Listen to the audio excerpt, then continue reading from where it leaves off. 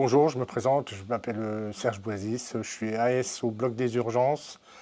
Je vais vous présenter le plan à ma vie sur l'organisation des blocs et des rôles des ASH, Q et des AS au bloc.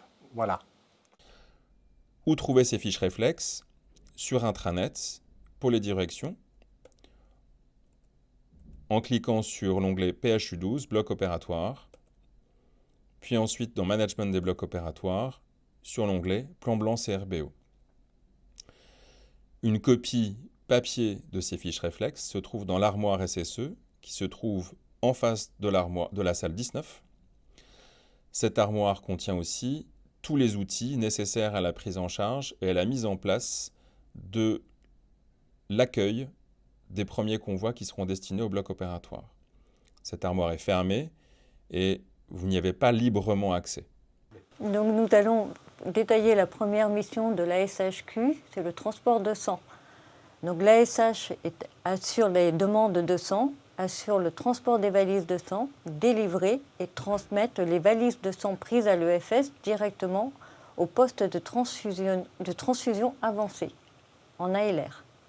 2 ASHQ sont nécessaires pour réaliser cette mission. Sur la deuxième mission des ASHQ est le laboratoire et les autres destinations.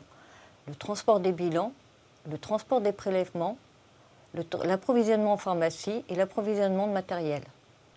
L'autre mission des ASQ, c'est aussi de préparer le SAS, se rendre à l'accueil de la porte du bloc, commencer à vider intégralement de tout le matériel qu'il y a dans le SAS, installer les bannettes et envoyer les premiers bilans et les premières demandes de sang.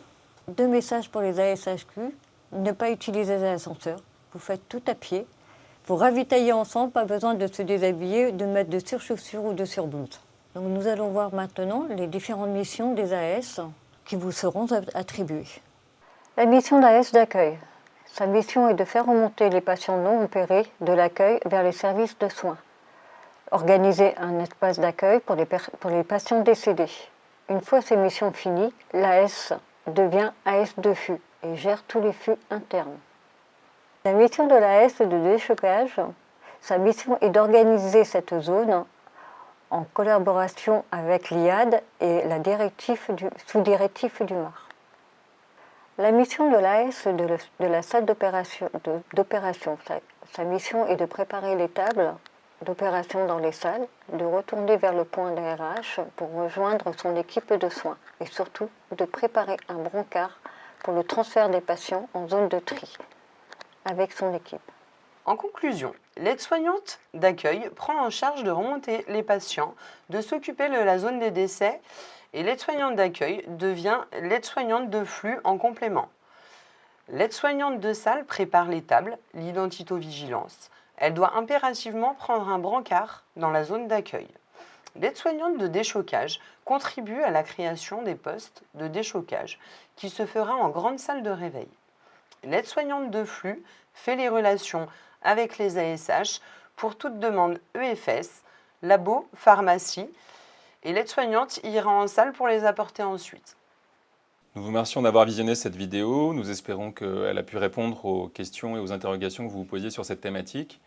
On vous invite fortement à regarder les autres diaporamas des corps de métier impliqués et qui seront, comme vous, impactés par un afflux de patients en bloc opératoire.